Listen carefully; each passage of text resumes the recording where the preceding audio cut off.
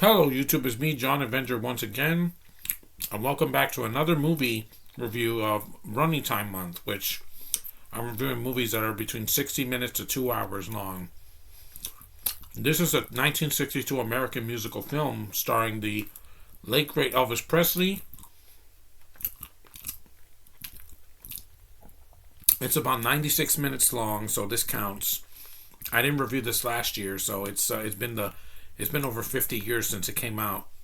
It came out in August 1962 and opened at number 9 of the American box office, but it was the 37th ranked on the list of the top grossing films of that year.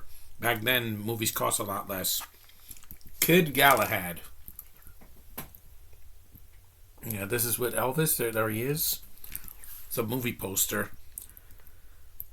It's a simple plot. It was shot in Idlewild, California. Supporting cast, you have Gig Young, Lola Albright, who's cute. You have Charles Bronson in an early role before he did the Death Wish movies.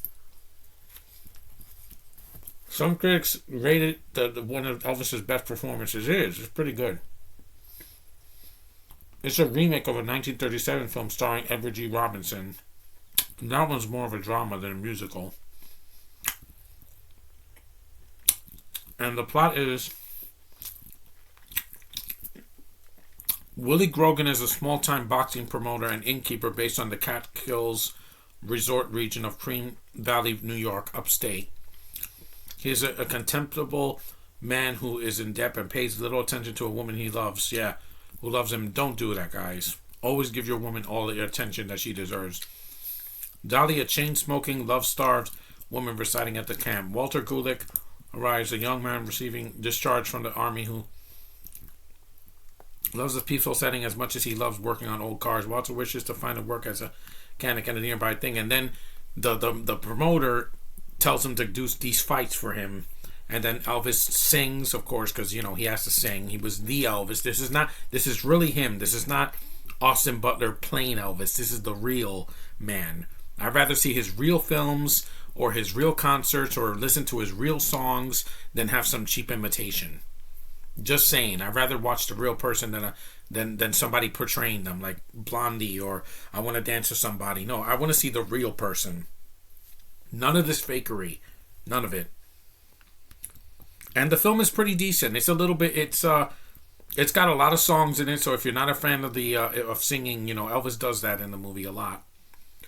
But it fits. He does fit as a boxer. It's like if Rocky Balboa can sing.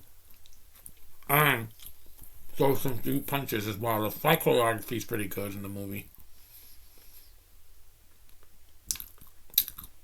It got a 50% on Tomato. Well, half the critics liked it. That's better than nothing. But it is well done. The cast is good. Most of the acting is fine. You have David Lewis as Otto Danzig. You have Joan Blackman as Rose Grogan. Mr. Willie Grogan's wife. Ed Asner makes an uncredited cameo. May he rest in peace. Michael Dante, George J. Lewis as Romero's trainer.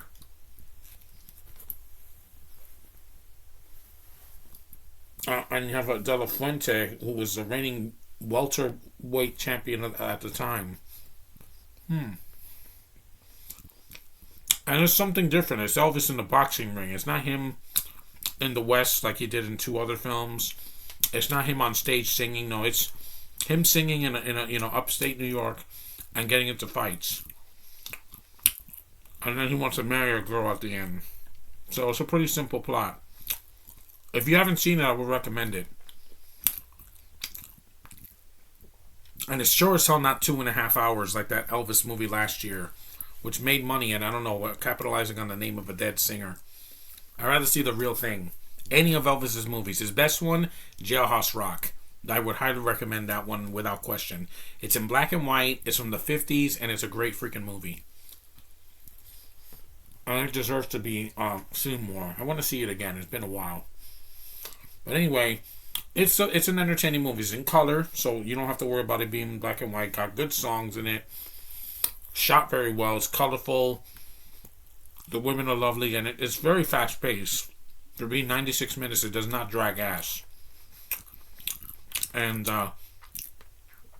I think it's a hidden gem because there's a lot of movies I bought at the dollar store last year that were terrible. This one was actually pretty decent. And I like what I like, especially with the real Elvis, not a cheap imitation. But anyway, give it a watch. There are some characters that kind of get underused, but it is what it is. And it's certainly not the worst movie with boxing I've ever seen. I've seen worse. Anyway, thanks for watching. Take care. Keep this short, and I'll see you in the next review.